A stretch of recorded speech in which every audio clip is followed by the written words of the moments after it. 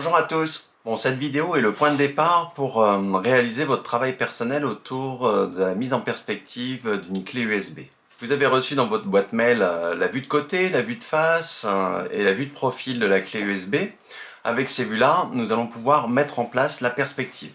Ligne d'horizon, ligne de terre, point de vue, point de fuite, ligne de mesure, tout ça est important et il y a plusieurs possibilités pour bien réaliser votre perspective. Donc avec ce pas à pas, vous allez pouvoir construire votre propre perspective, votre propre orientation de produit, que la clé USB soit fermée ou ouverte. Une fois cette perspective réalisée, vous pourrez passer au dessin plus intuitif et à l'utilisation d'une photo pour construire une perspective. Ça fera l'objet d'une seconde vidéo. Commencez par créer un document 21-29,7 cm et 150 pixels par centimètre.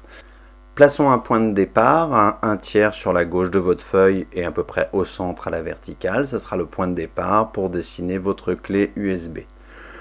Vous dessinez l'encombrement général avec les fuyantes en vous inspirant de l'image que vous avez ou même d'un objet. Et vous dessinez en brouillon, en sketching très rapide, la clé que vous souhaitez représenter dans son orientation. Réalisez une mire constituée de la ligne de terre et de la ligne de vue et positionnez votre dessin, le point de départ, à l'intersection de ces deux droites. Vous avez déjà tous les éléments pour commencer à travailler. Non seulement vous avez le plan de tableau, la ligne de terre tout en bas, la ligne de terre et la ligne de vue où démarre votre perspective. Avec l'outil de perspective à deux points de fuite, nous allons réaliser des fuyantes de sorte à ce que ça corresponde à peu près à votre sketching de départ, à votre brouillon de départ. Par le point de vue, je fais également passer une fuyante qui me servira à construire mon orientation définitive et vérifier que les fuyantes forment bien un angle droit. Je me positionne à nouveau sur le point de vue, je passe un angle droit à 90 degrés. Sur le côté, je suis à 30 degrés, 60 degrés par habitude.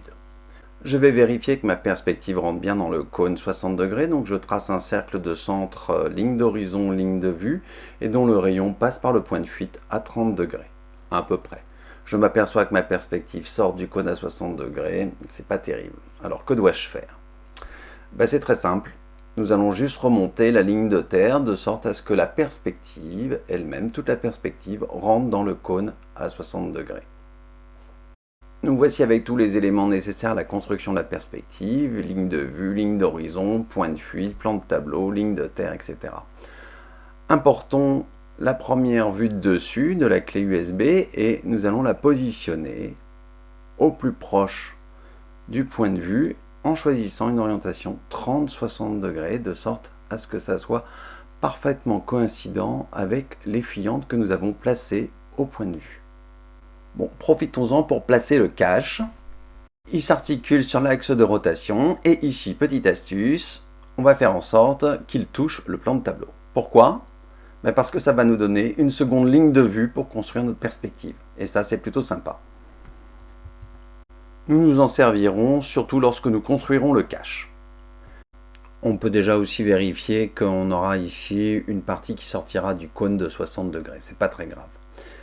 Nous plaçons ensuite les vues de côté, les vues de face sur la ligne de terre.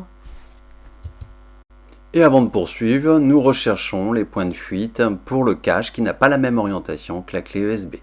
Donc au niveau du point de vue, je fais passer des parallèles aux directions du cache. À l'intersection de ces deux droites que je viens de tracer et la ligne d'horizon, je récupère les points de fuite du cache.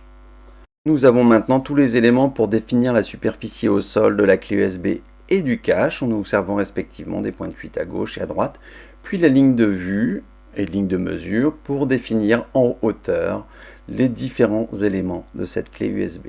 C'est parti, je vous laisse faire.